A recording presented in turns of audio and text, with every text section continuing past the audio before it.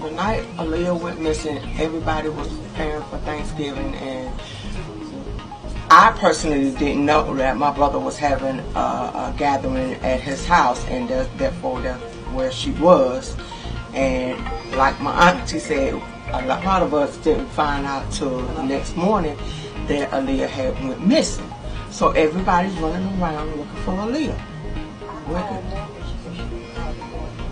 You know, where's Aaliyah? Anybody seen Aaliyah? Everybody's looking for Aaliyah. Cars everywhere, walking, looking.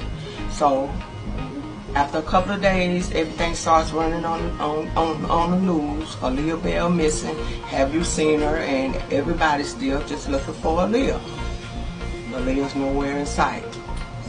And it goes on for years and years. Every year around the time of the anniversary that she's missing on her birthday, it's new posters posted, you know, and everybody's still just like, where is Aaliyah? In my heart, I feel like he's probably going to be the person that did this, and we're never going to know what happened to her unless he talks. But I'm hoping that he will give her mom closure to know what happened to her daughter, because that's the worst feeling in the world, to have a child out there and not know where they're at, what they're doing, who they're with, you know.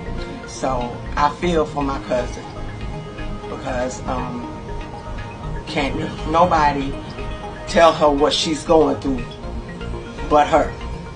Nobody knows what she's going through but her. So hopefully we can find the ending to this, and she'll know. Thank you.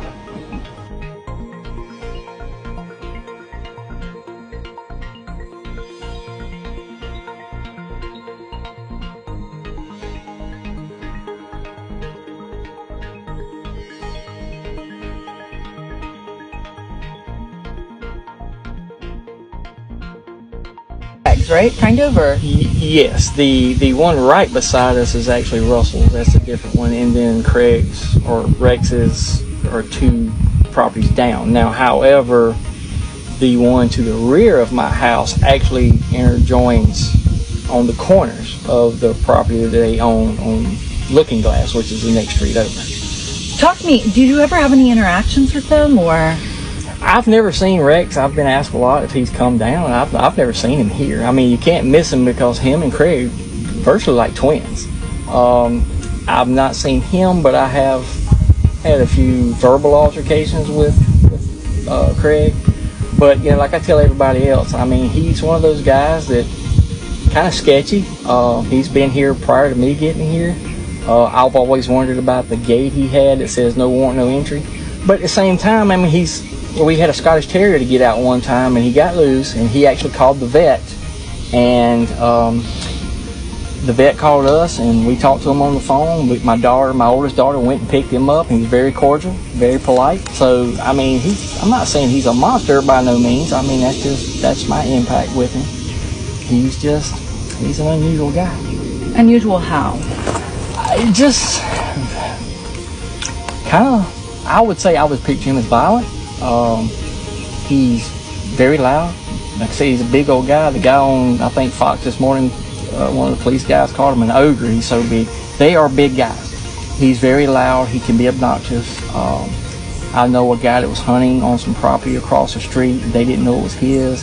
He actually ripped it up and had all kinds of profanity written on it. He can be pretty rough. The neighbor, I found out, had an altercation with him, and he hit him over the head with a pole. And this has been the last few years because this guy over here behind me, well, on this side of me, bought some property across the street from him. And I don't know what happened.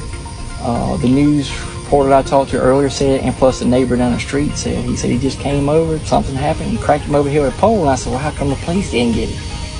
Nobody can answer that question, but